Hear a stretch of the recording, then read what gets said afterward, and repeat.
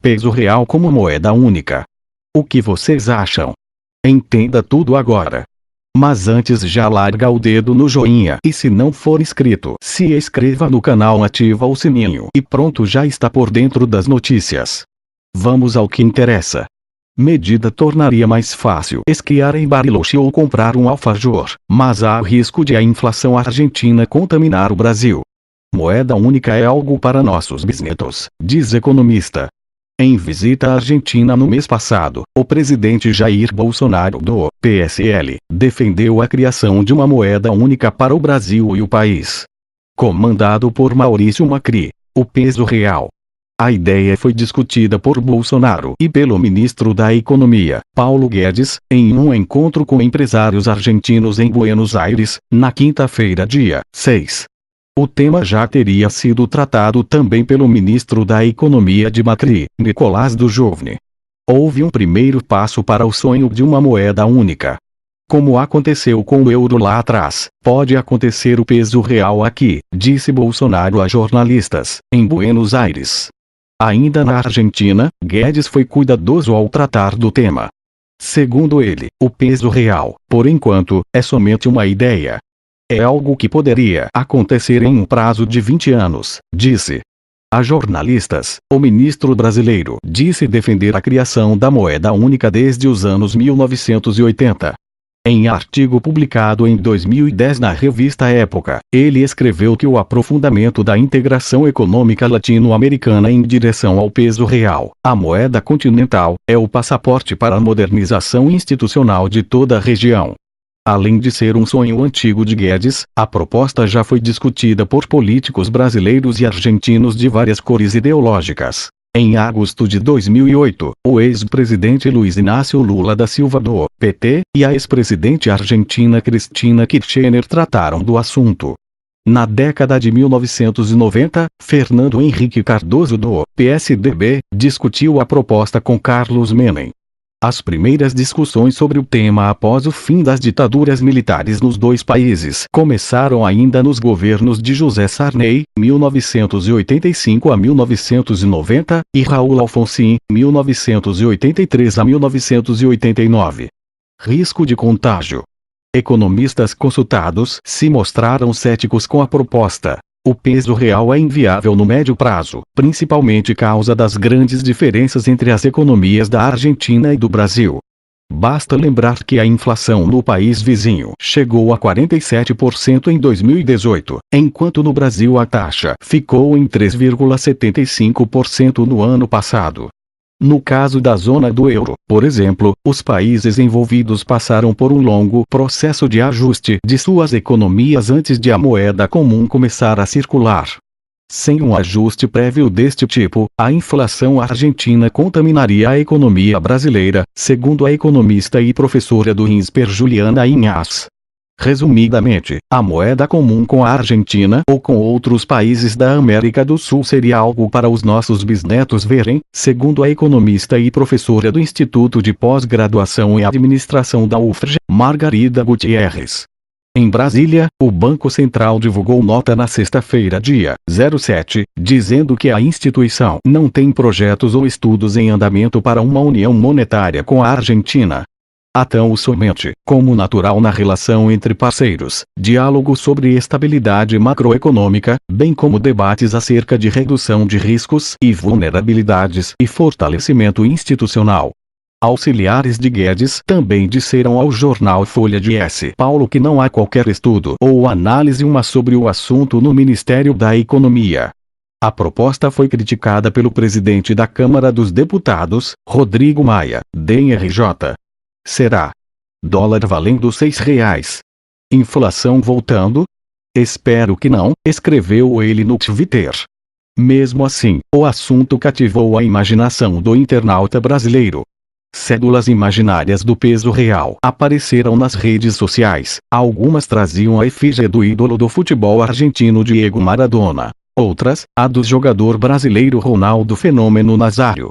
O usuário do Twitter @mechamojão foi ainda mais longe e criou a nota fictícia de 500 peledonas. A cédula mistura os rostos de Pelé e de Maradona.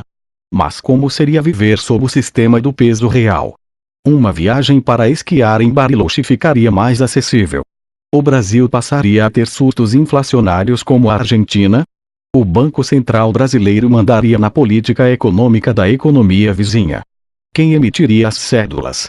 Os economistas ouvidos abaixo falaram em tese e considerando experiências de outros lugares, pois até o momento não são conhecidos maiores detalhes sobre como seria realmente o funcionamento do peso real. Abaixo, as respostas para 5 perguntas sobre a hipotética moeda única platino brasileira. 1. Quem emitiria o peso real? A conversão da moeda pode ser feita em mais de um lugar, mas a decisão sobre quanto e quando emitir passaria a ser centralizada. É possível que continuassem existindo 2 bancos centrais, mas a autoridade monetária teria de ser única, diz o economista Carlos Góes. Ou seja, cada país poderia manter seu banco central, mas o controle da moeda seria feito, em última análise, por uma instituição com poderes sobre os 2 países. Sob a batuta desse banco central comum, os 2 países precisariam ter a mesma meta de inflação e adotar a mesma política monetária, isto é, as mesmas medidas para alcançar a estabilidade nos preços. É assim que acontece na Europa. Existe um conselho diretor do Banco Central Europeu, formado pelas autoridades dos bancos centrais nacionais. E essas autoridades, em conjunto, decidem a política monetária. Então, o Banco Central da Espanha, o Banco Central da Grécia, continuam fisicamente imprimindo dinheiro. Mas a política monetária, a quantidade de dinheiro na economia, é definida de forma conjunta, diz Góes, que atualmente cursa o doutorado em economia na Universidade da Califórnia em San Diego, Estados Unidos. É também o que diz Juliana Inhas. Embora a moeda comum possa ser confeccionada localmente nos 2 países, a decisão sobre quanto imprimir e quando passa a ser centralizada, comenta ela. É como diz o ditado: cachorro que tem muitos donos morre de fome. 2. Qual seria o grau de autonomia dos 2 países? Formalmente, um país não precisaria se submeter às políticas econômicas do outro, mas, na prática, é possível que sofram pressões para seguir determinado rumo. A política econômica envolve mais coisas que a política monetária, esta última, sim, passaria a ser única. Fora isso, as autoridades de cada país ainda teriam alguns instrumentos à disposição e questões a serem resolvidas dentro de casa. O Banco Central Comum não determinaria diretamente as decisões sobre o orçamento do governo de cada país, por exemplo. Na Europa, os países continuam emitindo títulos da dívida, para conseguir dinheiro, e fazendo a própria política fiscal. Em tese, eles agem autonomamente, embora na verdade eles coordenem entre si esse tipo de política, diz Góes. No começo de junho, por exemplo, a Comissão Europeia recomendou a abertura de um processo contra o governo da Itália por causa do alto nível de endividamento do governo do país, que ultrapassa o nível permitido pelas regras da União Europeia.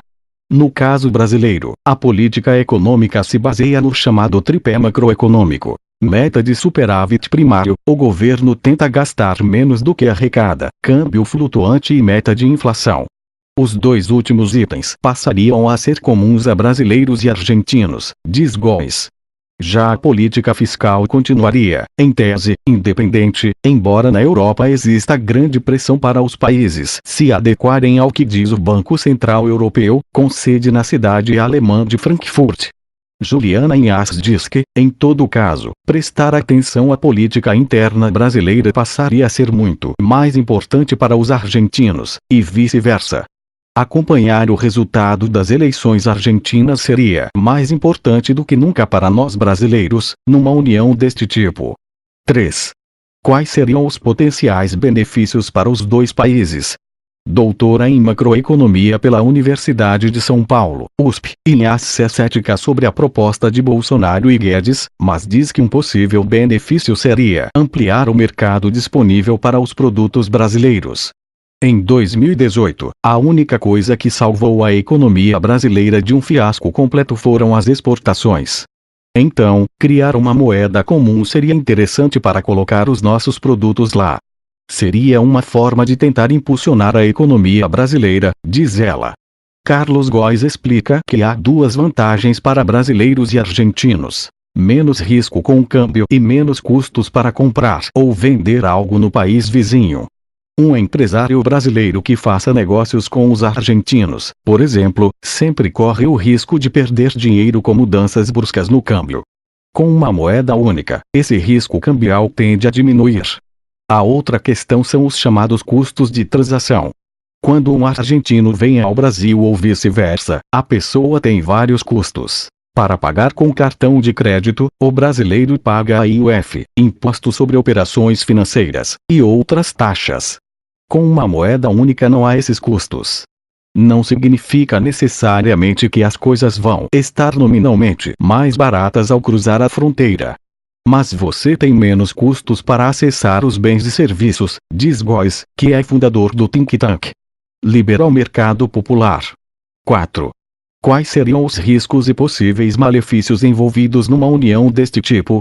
Se essa união monetária acontecesse amanhã, diz Juliana Inhas, o principal risco, sem dúvida, é de termos uma exportação da inflação argentina para o Brasil. A moeda deles também é muito mais desvalorizada frente ao dólar que a nossa. Então, o poder de compra da nova moeda também iria cair, frente ao real, diz. Na verdade, olhando a economia deles e a nossa, não fica muita dúvida de quem se beneficiaria com essa história. Estaríamos arriscando a estabilidade econômica conseguida com o real em troca de uma melhora para a situação argentina. São muito poucos os pontos em que o Brasil poderia sair ganhando com essa história, no curto prazo, diz ela. Carlos Góes lembra que uma moeda única também pode significar um aumento dos preços relativos das mercadorias, especialmente nas economias mais frágeis do bloco. É o que acontece na Europa. O custo relativo de bens e serviços em países como Grécia e Portugal acaba sendo maior do que seria sem a introdução do euro. Como numa união monetária o principal objetivo é ter uma homogeneidade de preços comum em todo o continente, você acaba tendo também uma certa tendência a elevar os preços de bens, especialmente esses bens que são comercializáveis além das fronteiras, diz ele. 5. O que seria preciso fazer antes de levar a sério a ideia de uma moeda comum? Margarida Gutierrez, da UFRJ, diz que seriam necessários anos de discussão e de operacionalização, antes de pensar seriamente numa moeda comum.